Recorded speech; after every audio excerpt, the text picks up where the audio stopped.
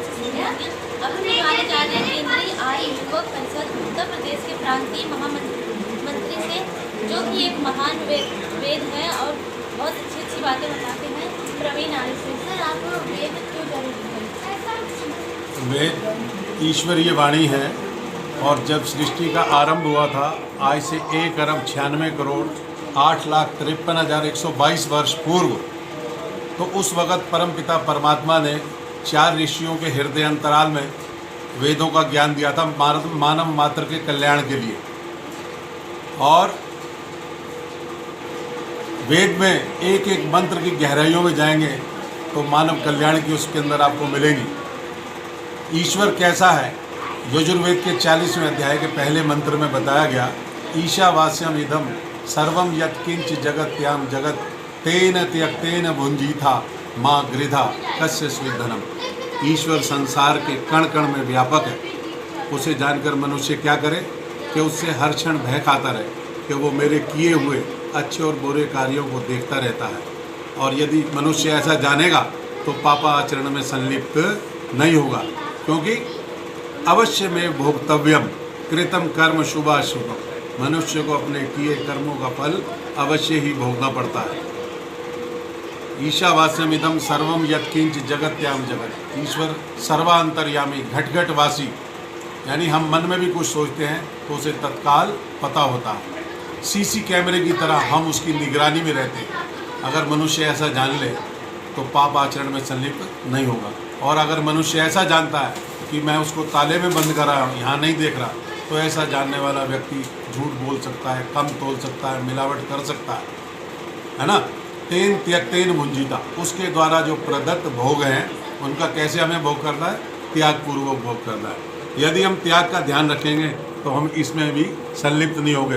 भोगो ना भुगता वह में भुगता, भोग कभी समाप्त नहीं होते, भोगते भोगते एक दिन हम ही समाप्त हो जाते हैं। सर, समाज सुधार में वेदों का क्या महत्व है? समाज सुधार में वेदों का बहुत महत्व है।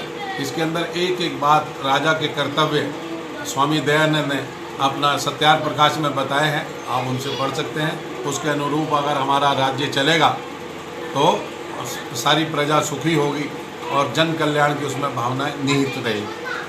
आज का एक लास्ट सवाल है, सेवा सदन स्थापना दिवस और पर्यावरण दिवस पर आपने बहुत यज्ञ हवन करवाया, तो इसका क्या महत्व है? इस कोरोना काल में कैसा रहेगा इसका उपयोग?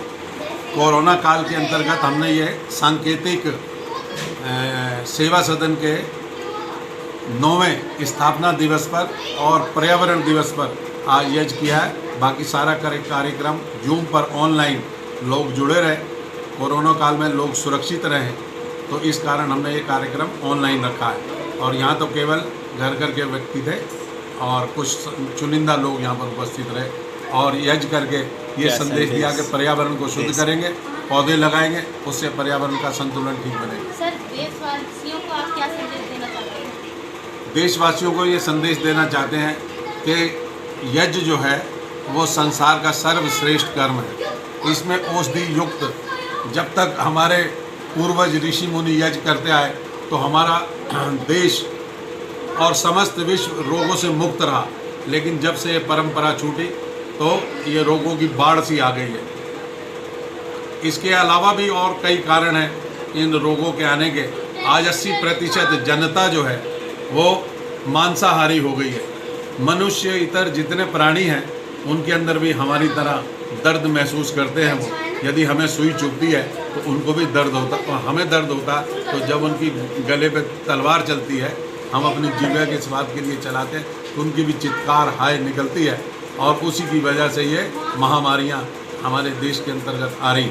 यदि आज भी लोग नहीं सुधरे तो ये महामारियाँ और विकराल रूप लेंगी। तो मैं चाहता हूँ कि लोग शाकाहारी बने। धन्यवाद।